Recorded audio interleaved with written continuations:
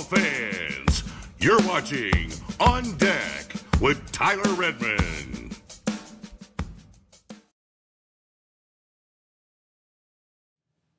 Well, hey, everybody, and thank you for tuning in to Braves on Deck. We have a lot to discuss tonight. Big week ahead with the Hall of Fame voting, but I wanted to start tonight with none other than Ha-Seong Kim. Of course, I'm sure you all have already been notified. Ha-Seong Kim will miss 4 to 5 months due to a finger injury he suffered while in Korea. The word out is that he slipped on a sheet of ice that has led to him tearing a tendon in his middle finger. I'm not sure either left or right. I assume his throwing hand.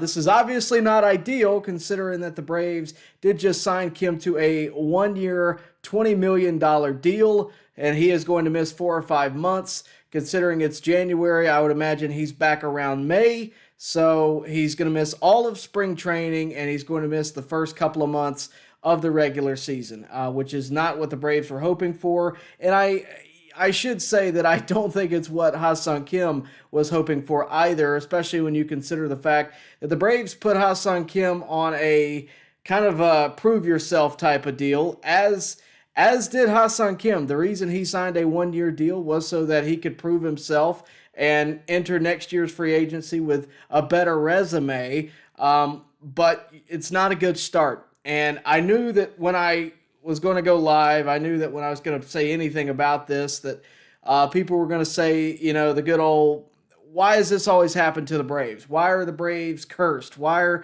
does this always happen to Atlanta? And I don't want to go that far. I don't want to start the season off with that kind of negativity, but this is obviously not positive. That said, there are some positives to take away. Number one, our general manager deserves some credit here. In the signing of Mauricio Dubon. Because if you're not going to have Ha-Seong Kim, the fact that you have someone who is not just a utility guy, but the ultimate utility guy ready to play shortstop in the wake of this is something that a lot of teams would not have been prepared for, and I think it is something that we cannot overlook. Mauricio Dubon, I believe, is probably the best utility man in baseball, and he's on the Atlanta Braves for a reason, and that's credit to Alex Anthopoulos for being prepared not only for this situation, but a lot of other situations. If other guys were to get hurt down the stretch, or if you just wanted to give a guy a day off, whatever the case may be, the fact that you even have Mauricio Dubon on your roster is a plus in my book for Alex Anthopoulos. That said, again, this is not ideal in any sense of the word. Ha-Seong Kim played with the Braves for the final 25 games of the season last year. He obviously proved enough where the team was willing to invest and give him a shot. Not off to a great start. And typically when things like this happen, the bad start kind of evolves, right, into the rest of the year. We saw that with Sean Murphy where he started the season hurt, and when he came back, he just never really got into that flow. And I hate to say that I'm worried about that now, but I am a bit worried about that now with Ha-Seong Kim. I hope genuinely that that's not the case. I hope Ha-Seong Kim comes out guns a-blazing and proves himself and has a great year, because the Braves are going to be counting on him in a lot of ways. We have not had a shortstop locked down for quite some time. Certainly not one that we're willing to spend $20 million on for a single season. Over the years, it's been Orlando Arcia. It's been, a rotating cast of characters. Nick Allen is another one. Guys that were solid, but not guys that were going to be solid for a long period of time. And I believe Ha-Seong Kim could be that guy, whether it's in Atlanta or not. The whole thing kind of stinks because Ha-Seong Kim chose in a lot of ways to come back to Atlanta. He voiced that he really wanted to be with Atlanta because of the culture that he was around in 25, even with the struggles that happened in 25. He enjoyed the culture he was around, and getting his real tenure started off like this is not ideal. Of course, let me know what you think in the comment section. I would also like to say I've seen a lot of chatter about the way this injury happened. Look, I wasn't there. I don't know how it happened. The word is that he fell on a sheet of ice and tore a tendon in his finger. That sounds insane, but I've heard a lot of insane stories about how injuries happen. If I remember correctly, I believe it was John Smoltz who burned himself trying to iron his jersey while wearing it. So crazier things have happened, but obviously it stinks because this was more than avoidable. The fact is we're a month out from spring training even beginning before pitchers and catchers even report, and we already have an injury to one of our highest paid players. Not ideal in the slightest, but that's where things are. That's where things land currently. But I think, again, you have to count your blessings in the fact that you did sign Mauricio Dubon. And thankfully, you signed Dubon before you signed Ha-Seong Kim, because I don't believe the Braves necessarily would have signed Dubon had they not been waiting on the development of Ha-Seong Kim. The fact that they got Dubon probably made it easier to sign Kim and made it easier to decide not to sign Kim if they wanted to. They took the leverage out of Scott Boris's camp and put it back into the Braves camp, which I think is something to, again, that's a credit to Alex Anthopoulos and the negotiating and the way they go about it, and that kind of thing. So obviously a lot to talk about with the Braves, not just with Ha-Seong Kim. They've made some signings. Tyler Kinley has been signed. There's been a lot going on with the Braves. I don't think they're necessarily done making moves. I think there still could be improvements in some situations, whether it be through trade or free agent market. I do believe that there are other things that they could do. And honestly, I think that could happen in the next few weeks.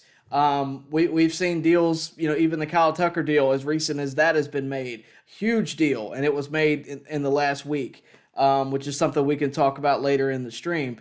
But for me, I think right now, again, you have to count your blessings that Mauricio Dubon is on the Braves roster. He'll carry you through May, and eventually when Ha-Seong Kim comes back, you may have a competition for that starting job. I think it will be Kim's job, but I think Mauricio Dubon is good enough to where he could potentially push for that job, or at least maybe make the Braves a little more comfortable in re-signing him beyond this next season as your everyday shortstop if he's good enough. Because a lot of people have really overlooked Mauricio Dubon. The Braves really liked Dubon. That's why they went and got him. That's why they were willing to trade for Mauricio Dubon.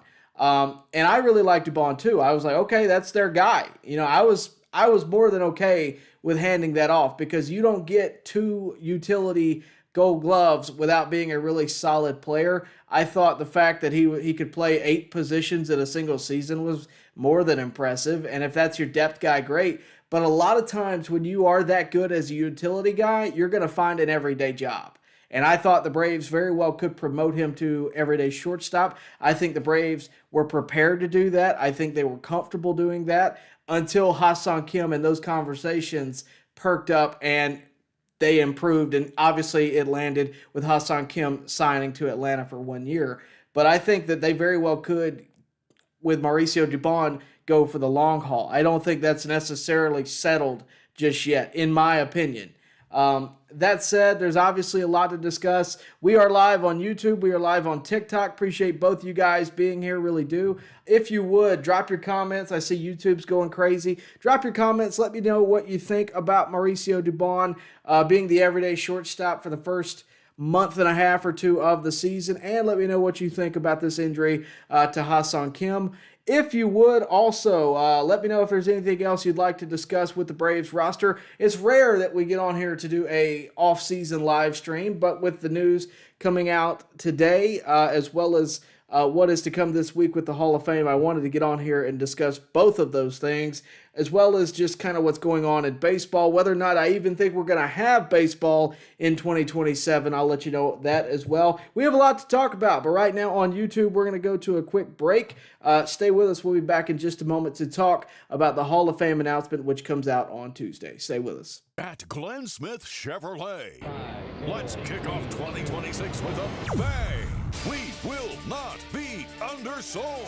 Chevy Traverse with 3-row seating up to $7,250 off. The impressive Chevy Equinox up to $5,500 off. Enjoy no limits until springtime. Get your lowest price guaranteed today. Smart people from all over the USA come to Glenn Smith Chevrolet. Get ready to smile at Glenn Smith GMC in Opelika. Let's kick off 2026 with a bang. We will not be undersold. Powerful full-size GMC Sierras up to $14,000 off. GMC 2500 heavy-duty pickup up to the ballot, and this is a guy who, frankly, I cannot believe is not already in the Hall of Fame. I think it's absolutely insane that he's not already in the Baseball Hall of Fame. 10 Gold Gloves, a decade plus of Gold Gloves, not to mention 434 home runs. When you have that and you have, frankly, a walking highlight reel, that guy should be in the Baseball Hall of Fame. That's my opinion. And look, some of it, I'm not even going to try to lie to you. Some of it is I'm a Braves fan. That's the guy I want to see in. There's a lot of deserving people on the ballot. But the fact that it's taken almost all 10 years for Andrew Jones to get in is just one more example of why the Hall of Fame system and why the Hall of Fame, the way it currently is, isn't necessarily great. That's my opinion. It may not necessarily be 100% correct, but that's how I feel about it. I mean, this is a guy who had over 25 homers 10 times in his career. He's a guy that had over 30 homers 5 times in his career, along with 10 Gold Gloves, along with a solid batting average. He also had 2 homers in the World Series in '96 as a 19-year-old kid. The guy is one of the best center fielders of all time. If you don't believe me, Willie Mays said it. He should be in the Hall of Fame. He's not the only one on the ballot that has gotten overlooked. I think Torrey Hunter is another one that could very well one day find his way to Cooperstown. But in my opinion, you can't put in Torrey Hunter until you put in Andrew Jones. He's got 1 more Gold Glove. He's got 80 more homers. The guy belongs in the Hall of Fame. There is no one like Andrew Jones. The rarity of having elite defense with that many homers and, frankly, an MVP caliber season as well that he didn't get crowned an MVP for because reasons. But the fact is, that guy belongs in the Baseball Hall of Fame. He should make it one day. I believe if he doesn't make it on the baseball writer ballot, he will certainly make it once they take it to the committee votes and that kind of thing, the modern day era ballot. I think there's a lot of ways this can go. But I personally think that Andrew Jones has a really good shot to get in this year. You have a lot of guys on the ballot right now that are steroid users. They have been busted with steroids, even up to Ryan Braun, A-Rod, Manny Ramirez. You have that working against them. Andrew, from what we know, is completely clean, and I believe that. He was an elite defender, a really solid bat, and I think this is his best chance to get into the Hall of Fame as it stands right now. I think the way things are trending right now, if you follow the Hall of Fame tracker, Beltran's looking really good. There's a couple of others that are looking really solid for the Baseball Hall of Fame this year. But if Andrew Jones doesn't get in for his 9th year in a row, I think it's such a shame because not only is he one of the greatest center fielders of all time, he's also a guy who established Curacao in the baseball world. Curacao now produces baseball players left and right. Just on the Braves, Jerickson Profar, Ozzie Albies, a few years ago, Kenley Jansen's another one. All across baseball, you have Curaçaoan players, and a lot of their hero, every last one of their heroes is Andrew Jones. The guy is a Hall of Famer. There's no question. If defense matters, he's a Hall of Famer, right? You look at Ozzie Smith. Ozzie Smith didn't have a bat, but doggone it, was his glove good. Same for Andrew Jones, but go ahead and add 434 homers. The guy belongs in the Hall of Fame. He's got my vote. If I had one, I wish I did. I've had the pleasure of interviewing Andrew a few times over the years. Always has been great in that regard. And I've asked him a few times about the Hall of Fame. And, he always plays coy with, look, if I get in, that's wonderful. But one thing that he always says that sticks with me is, I know what I did for my teammates. They know what I did for them. And that's all that really matters to me, being Andrew. I'm curious if Maddox, Glavine, and Smoltz would be remembered as the trio that they were had they not had the center fielder that they had playing defense. He saved a lot of runs for those guys. Oh, by the way, speaking of saving runs for those guys, he's got the most defensive runs saved as a center fielder ever. He's got the most Gold Gloves as a center fielder ever. What else do we need? He's the greatest center fielder of his generation, arguably one of the greatest center fielders of all time. I think it's a matter of time before he makes it into the Hall of Fame, but I would love for it to be on Tuesday. So let me know what you think in the comments on TikTok as well as YouTube about Andruw Jones's Hall of Fame candidacy. And, of course, we'll continue to talk about it later in the stream. When we come back, we're going to start going through the comments as well as we're going to talk about the future of baseball and what that looks like. So stay with us. That's coming up next. At Glenn Smith, GMC in Opelika. Let's kick off 2026 with a bang. We will not be undersold. Powerful full-size GMC Sierras up to $14,000 off. GMC 2500 heavy-duty pickup up to $9,000 off. No payments until springtime. Get your lowest price guaranteed today. Smart people from all over the USA come to Glenn Smith Chevrolet. Get ready to smile. At Glenn Smith Chevrolet. Let's kick off 2026 with a bang. We will not be undersold. Chevy Traverse with 3-row seating up to $7,250 off. The impressive Chevy Equinox up to $5,500 off. Enjoy no payments until springtime. Get your lowest price guaranteed today. Smart people from all over the USA come to Glenn Smith Chevrolet. Get ready to smile. Hey everybody, thank you for joining us again. A lot of you guys watching on YouTube, a lot of you guys watching on TikTok. We appreciate both of you. And again, a lot to talk about with the Braves today. We already discussed Ha-Seong Kim and that injury. More importantly, we discussed the solution to that problem, which is thankfully Mauricio Dubon. We also discussed Andruw Jones, his Hall of Fame candidacy this week. They are voting on that as we speak. A lot of people have already put in their votes. He is trending really well. I think he's currently in the 80th percentile. We'll have to see if that, lives up to expectation and he reaches the coveted 75% mark when all is said and done. I genuinely hope so. If all is right in baseball, he is a Hall of Famer.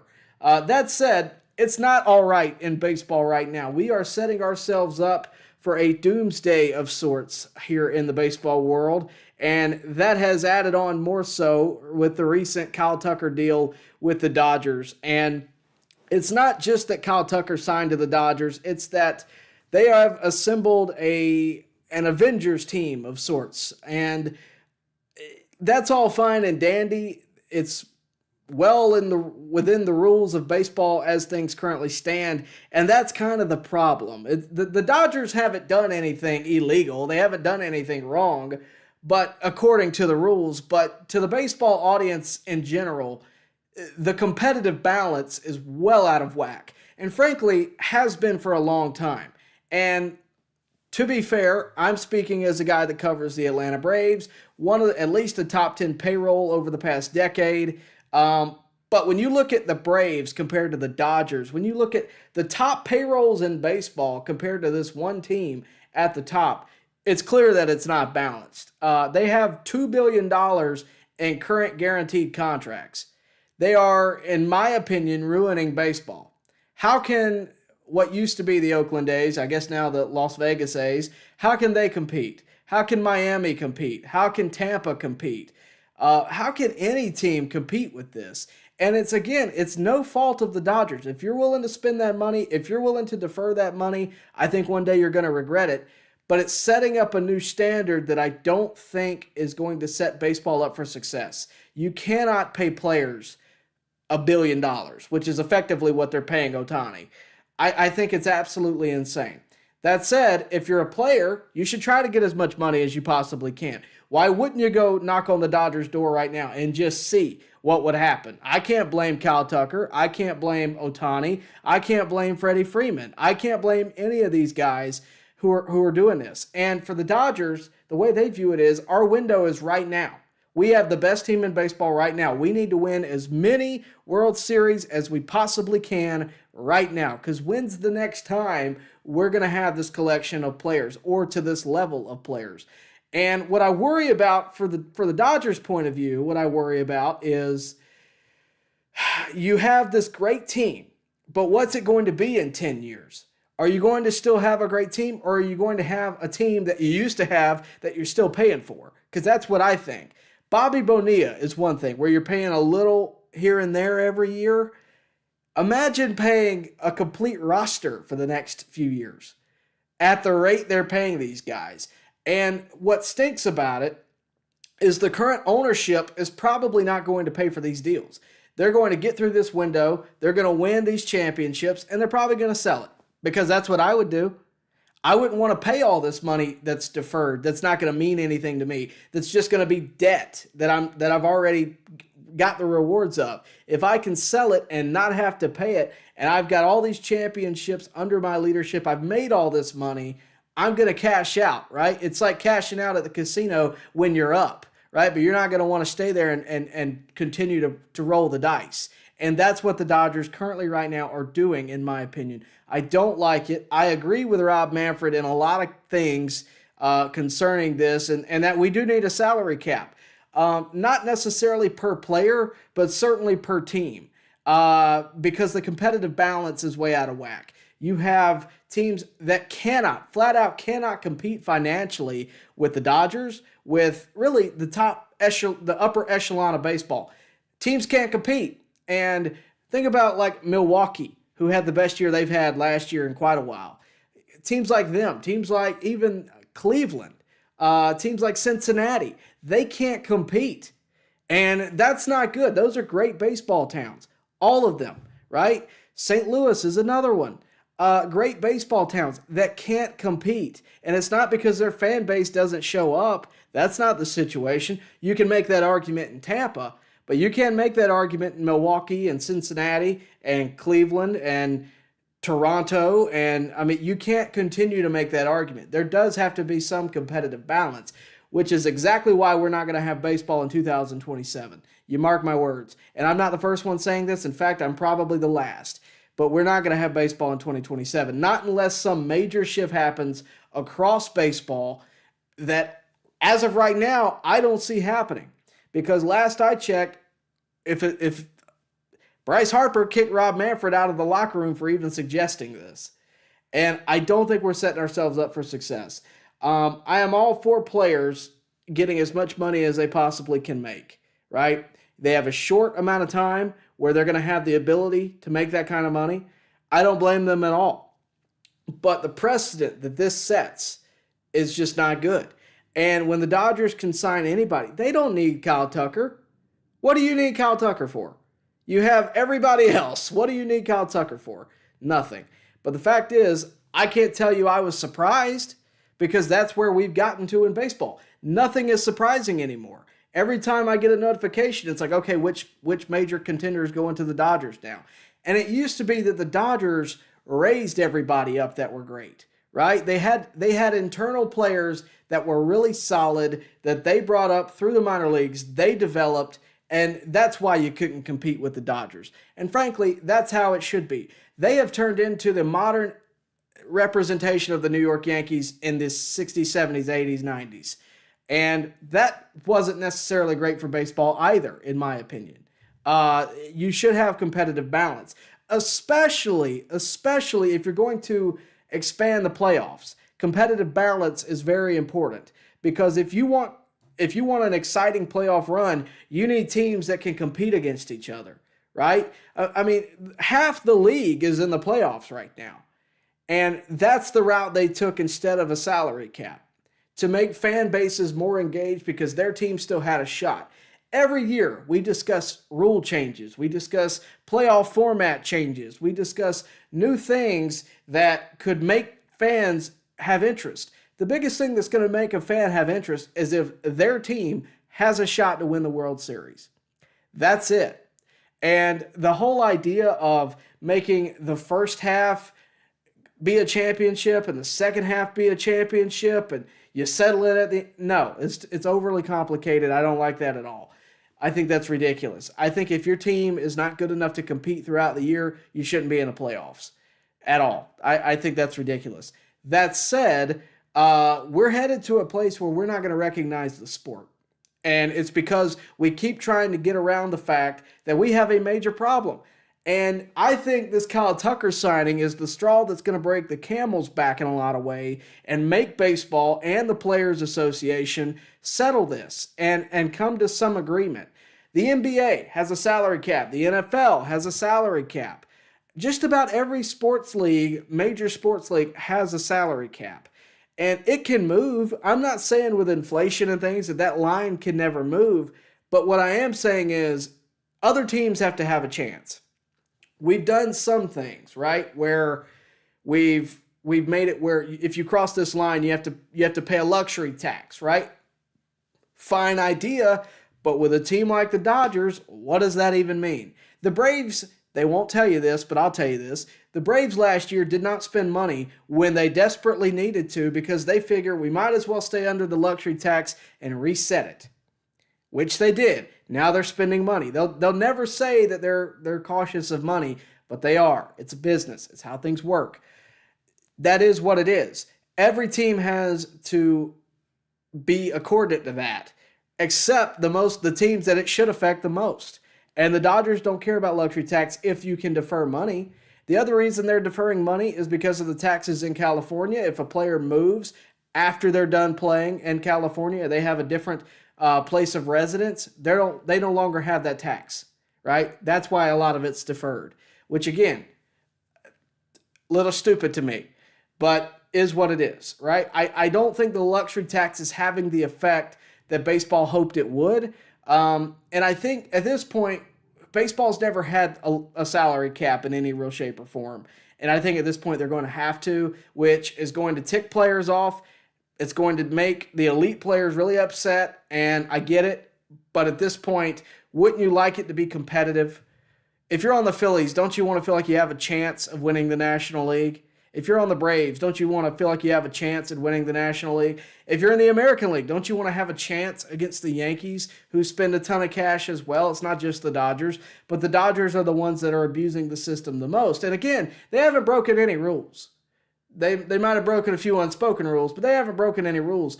And then I hear this other piece of criticism from fans and from analysts that, okay, well, if you're mad at the Dodgers, who you should be mad at is your own ownership. Some owners can't compete with this, and it is what it is. We are all in the same league. We should all be working under somewhat the same circumstances. And I think if you try to compare some of these teams to the Dodgers, who some of these payrolls aren't even over $100 million, and the Dodgers payroll is $2 billion right now in guaranteed contracts, it's mind-boggling. It's absolutely mind-boggling. And the Braves have done a really good job over the years at navigating that and working with it and developing prospects and riding them out on the lesser deals and signing them to lesser deals early, as with Acuna and Michael Harris and Ozzie Albies. They've done really well at strategically doing that. Spencer Strider's another one. I just don't know how far that's going to get us as we continue in this. I just don't know. And I'd like to think that teams could navigate and be the underdog and come out on top anyway. But that's a tough thing to do. And I mentioned Ronald Acuna a second ago. I got to tell you, I don't know that Acuna is coming back to Atlanta once he's done on this contract. If you're Atlanta, I'd be trying to get him locked in now. He has publicly said over and over and over again that he'd like to come back to Atlanta. But with this Kyle Tucker deal, I just don't know.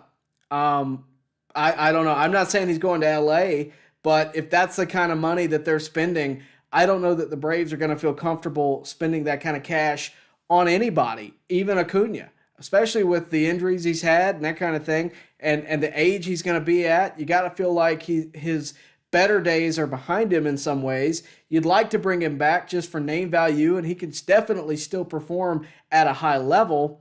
But I just don't know that the Braves are going to be willing to pay that kind of cash. I don't know that any team outside of LA is going to be willing to spend that kind of cash. And that's the part that needs to go away. Deferred payments need to go away. I see that on the TikTok chat. I completely agree. The fact that you can have deferred payments, again, the Bobby Bonilla deferred payment has become an ongoing joke over the years. I don't really care about that. A few million here and there. That's pennies on the dollar. What I'm referring to is the Ohtani money, where he's going to be 60 years old still collecting millions from the Dodgers. That's insane. That's absolutely insane. And all it is pushing it off on future ownership because they're not going to pay it. And if they do, great.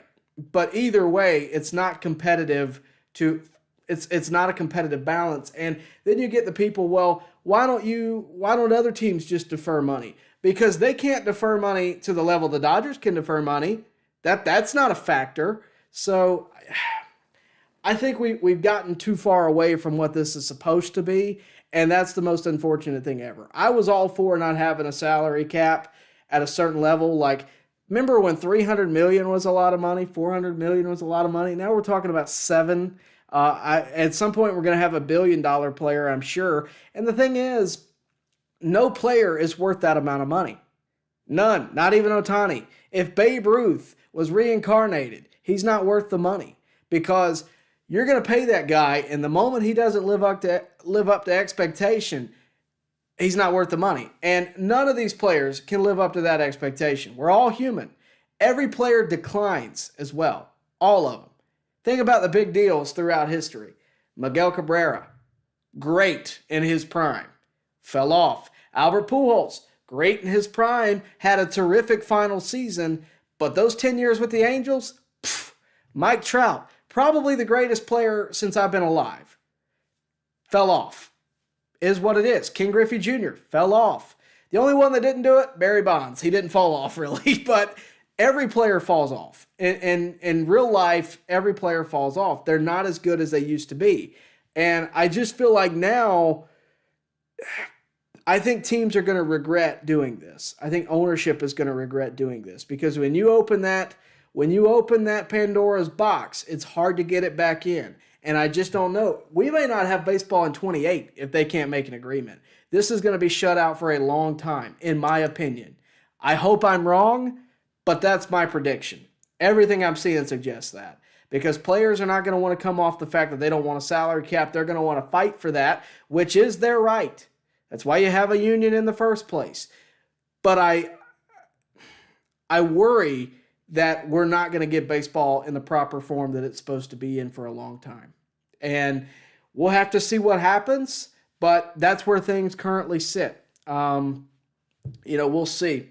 Yeah, Matthew Brown, I hear you. I'll just leave it at that. We're going to get to the comments real quick. We got a lot of you guys joining on TikTok. Really appreciate that. A lot of you guys on YouTube as well. Again, appreciate all you guys watching.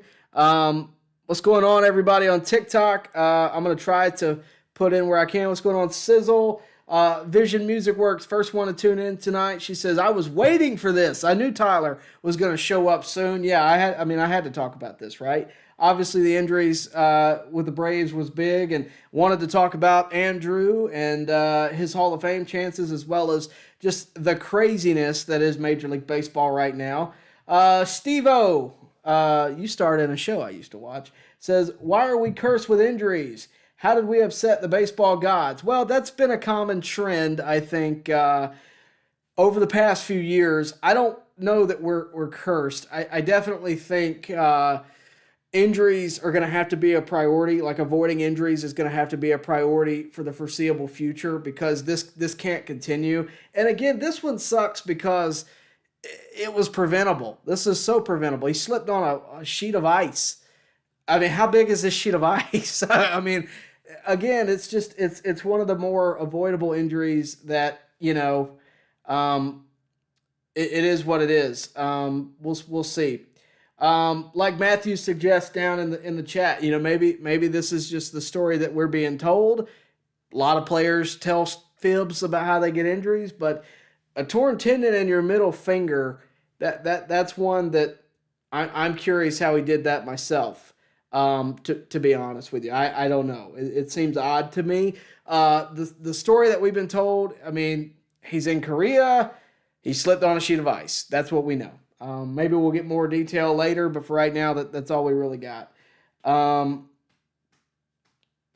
Let's see. Joseph Alvarez. Here we go again. Injuries all over again. Yeah, hopefully it's not one that lasts, but we'll see. Oh, okay. Steve-O's Iron Lung. Good to hear from you, man. Um, JL Cubs, I think, says Braves are cooked already. Eliminated. Season ain't even started yet. I don't think so. Look, Mauricio Dubon's going to be solid. So if you're out there thinking, oh, we're right back to where we started. We can't keep anybody healthy. We can't continue to do this. If that's what you're thinking, let me try to relieve those feelings. Mauricio Dubon's going to be more than fine at shortstop. It's whether or not we get our rotation back that I worry about. It's whether or not our bullpen is going to be solid enough that I worry about. Shortstop was a priority in the offseason. We handled it in more ways than one, luckily, and Mauricio Dubon's going to be able to carry the load, in my opinion, but we'll see.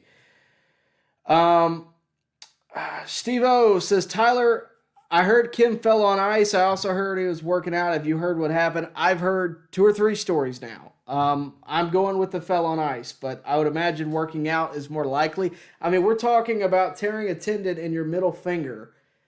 I don't know how you do that falling on ice. I wasn't there. I mean, if you do this, maybe, I got to be careful not to, but I don't know how that happens. I'd like it to be shown to me, to be honest. I mean, you don't know if he just fell like this, and I mean, that could happen. Fingers are delicate, it could happen. He could have been hammering something. He could have been working out and something fell on it. I don't know. He moved it the wrong way. But it stinks for Kim because he's worked so hard to be healthy and now he's not, and we're going to have to see. Let's see. Athletes in major sports have the best contracts in the world, seemingly always injured after signing the dotted line. Athletes are top 5. Yeah, I mean, it's definitely a... that said, a lot of people point to those Acuna and Ozzy Albies deals a few years ago, and they were like, man, how could you sign these cheap deals? They're guaranteed money whether or not they get hurt or not. They could have a career-ending injury. They're going to be guaranteed $10 million every year for the next 5 years or 10 years, right? So I don't really blame those guys. Being an athlete, if you're good enough, it pays off, Tyler, what would you think about trading for Luis Angel Acuna to help at shortstop? Mets are trying to trade him, and he won't cost much. Could also make Ronald want to stay with his brother. I wouldn't mind it, but it's very rare for teams to trade within their own division. It's not impossible, but Luis Angel Acuna, I don't know I don't know that he's better necessarily than Ha-Seong Kim or Mauricio Dubon. I think he's solid. He's obviously his brother and that kind of thing. I mean, we could get him, but what are the Mets going to want from us to get Luis Angel Acuna? Probably quite a bit. So I think it would be very tough. It would cost us more than it would cost Toronto or Tampa or somebody Red Sox. It would cost us more because we are in the division actively competing against the Mets. In my opinion, that's how I see it. Let's see. A lot of folks in the chat. Appreciate you guys. Philly's not doing much. Here we go. Steve-O, Tyler, where do you see MLB being after the dust settles in 27? Will we have a salary floor or cap? Signing deadline for season tournament. Well, we already have a salary floor, right? If you make the big league roster, I want to say it's like $725, maybe $590. It's adjusted over the years, but we already have that salary floor. I could see that raising because what you could say, if I'm MLB and I'm trying to appease the players and I'm trying to appease the owners as well, I would say this would be my pitch to both. Look, we're going to put a salary cap, right? You can only make $50 million or $60 million per year average annual value. That's it, just for example. And let's be real, that's plenty of money. But you can only make $60 million per year average annual value. After that, you're going to say, but the salary floor is going to be 2 or 3 million per player that makes the big league roster. That's fair, because the elite players are not the ones struggling for money. The ones struggling for money are the ones competing to get to the major leagues and the ones at the bottom of the major leagues. Those are the ones that are going to struggle. And they're not going to make money that they can retire on. I have friends that could not retire on the money they made in baseball, who won World Series, by the way, who were Gold Glove Award winners, who are all-stars. They couldn't retire on the money that they made in baseball. Granted, this is the 70s and 80s. I know players that played in the early 2000s that couldn't. That said, did they make good money when they played? Sure. But I think there could be an initiative here to take care of the players in the developmental systems. Because look, I'm around the minor leagues. These guys don't make a ton of cash at their level. Some of them are millionaires. Some of them are first-round picks, second-round picks. But a lot of them don't. A lot of them, when COVID hit a few years ago, a lot of them were picking up jobs, like washing cars and stuff, just to make ends meet. So, in my opinion, I think you could maybe pitch with what the NBA has done and what the NFL has done, which is take care of the lesser of the major leagues and the minor leagues and make that better. And maybe you can get the guys that are making $500 and $600 million on their contracts to get over themselves. Maybe. But the salary cap is affecting very few players. Very few. The problem is it's affecting the players that matter the most to baseball, right? Shohei Ohtani making the most money in baseball right now. He's also making baseball the most money, right? Mike Trout, similar. Bryce Harper, similar. And I could go from there. Kyle Tucker, not so much. Not really. I think you could have a team salary cap and you could raise the floor and you could extend the floor to the minor leagues, and I think you can maybe convince the players to take a salary cap. That would be my pitch. Would they accept it? I don't know. I doubt it, because I've had conversations with some of the current players off camera, off the record, who have told me, like, never think that owners are losing money. There's not one owner in baseball losing money. That's true. So with that said, do I think players are going to want to hear it? No. I mean, imagine you're at work and your boss says, okay, you're making 60 grand this year. Guess what? We're introducing a salary cap and you can't make more than 70 ever. You'd probably have a problem with that, right? So will the baseball players. It's a different scale. It may be a little different on our wages, but you'd probably still have a problem with it. That's the best scale I can make it. But I think if baseball introduced a team salary cap and the Dodgers were grandfathered in and you just dealt with this where it is right now, that's probably the best solution you could do, in my opinion. The fact that this was this wasn't addressed before this happened is the real problem to me. Joe Jimenez had a second procedure cleaning up something on his knee. Otherwise, I haven't seen anything extra on anyone else. I have not either. I've been trying to follow the bullpen, trying to follow pretty much everything I can on the Braves roster just to see what's out there. But the bullpen, I think, has improved. I've liked some of the moves we've done. Really like the Suarez pickup. But I think there's more to be done. Personally, I think pitching should be the priority going forward. I don't think the Braves are necessarily done, but they could still, it takes time, and obviously they have to watch their cash, just as anybody else does. Let's see. User says, remember me, I'm the guy that told you AA was driving this team into irrelevance, and here we are. We'll be lucky if we don't finish dead last this year. Horrible roster construction, zero leadership. Okay, let's talk about it. So, the same guy who constructed 21, just putting that out there. I know that doesn't matter anymore. We're 5 years removed. I get it. He hadn't forgotten how to construct a roster. That hadn't happened. He's dealing with a new manager. He's dealing with a rotation that completely self-destructed last year. He's dealing with a bullpen that is hit or miss. He's dealing with players right now that, frankly, are hit or miss. I don't know how much you can really blame on the GM, especially when you consider he's already solved the problem we're talking about today prior to today. He signed Mauricio Dubon. We have depth. We're good. This just kind of stinks. Are the Braves irrelevant? I kind of hope they are, which is going to tick a lot of you off. Hear me out. I kind of hope the Braves are irrelevant because I want them to catch some folks by surprise. I think we are much better than what we were in 24. I think we're going to be better than we were in 25.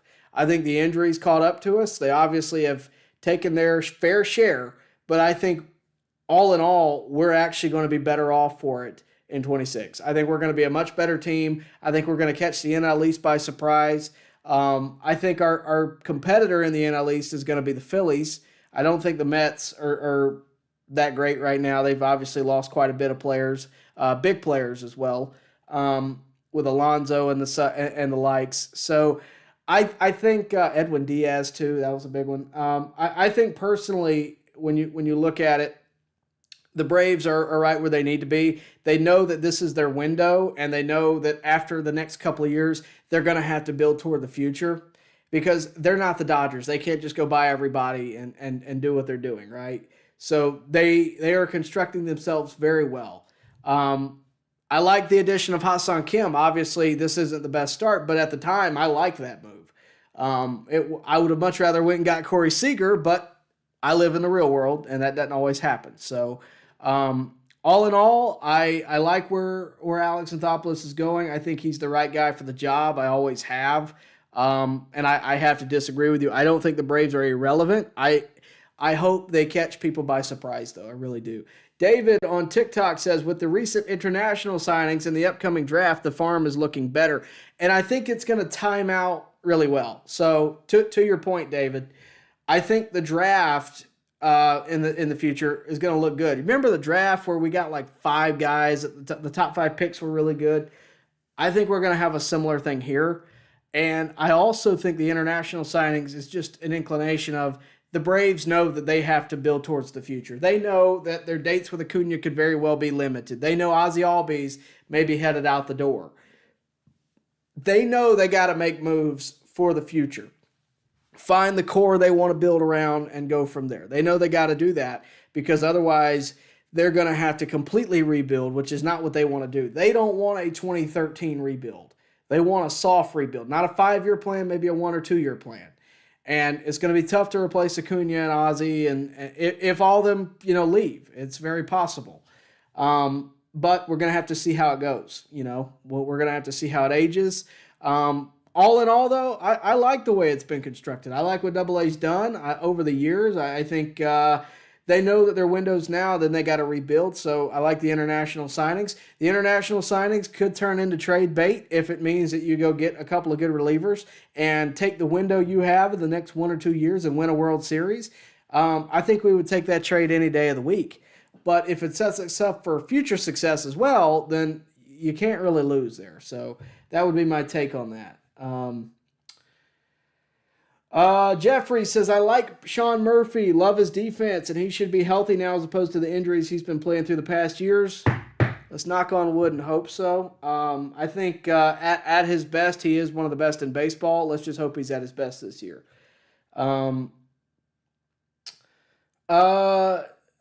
Jake Mines says he was injured before he signed. He wouldn't have gotten a $20 million contract if they knew he was injured. Think about it. I don't think so. He would like Jeffrey says, he wouldn't have waited till now for surgery.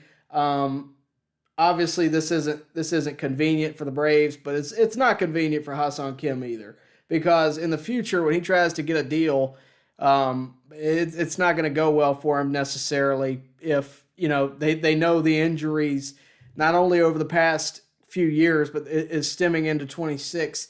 They're gonna take that into account when they're making a deal next year too. So I don't think that's necessarily the way it would be. Conspiracy theory. Look, I'm a conspiracy theorist at my truest sense, but I can't go with that one. Yeah. So a lot of comments in here tonight. I think we've got it pretty much covered. I actually have to get back to work here in a few minutes. But thank you all so much, all of you that tuned in on TikTok, all of you that tuned in on YouTube. We really do appreciate it. Comment section went wild tonight. Obviously, a lot to talk about with baseball doing what it's doing. Andrew Jones going into the Hall of Fame. We hope and pray that he goes into the Hall of Fame, as well as the news with Ha-Seong Kim. A lot going on here with the Braves. We're going to continue to follow this. If Andrew Jones goes into the Hall of Fame on Tuesday night, we very well may have something for you on Tuesday night or Wednesday. We may get on here and discuss it just because we should. That doesn't happen every day, and we should get on here and talk about Andrew Jones and maybe even go into more in depth about who he is and why he belongs there, as well as the rest of the Hall of Fame class. We are going to have more regularly scheduled content, I promise you, over the next few weeks to months as we get closer to spring training. We may have spring training content. Don't want to promise that. I don't know. But I do plan to cover the team quite a bit this year. And obviously we have a lot of fun here with the Braves. And we're going to be here as much as we possibly can. So if you have not already on TikTok, follow us here. Follow us on YouTube. If you're on YouTube, like the stream, subscribe to the channel, share this with your friends. We really would appreciate it as we cover the Braves throughout the year and throughout every year, really. We're going to try to be on here as much as we can. So with that said, guys, I want to thank you all for being here. I want to thank our sponsor, Glenn Smith Chevrolet GMC in Opelika, Alabama. They have been great partners with us over the years, financially supporting us as well as just supporting us as friends as well. So go check them out, www.glennsmith.com. If you are in the market for a vehicle, they are the place to go. And again, thank you all for watching, and we'll see you next time right here at On Deck. Baseball fans, make sure you like and share this video and subscribe to this channel. As always, thank you for your support.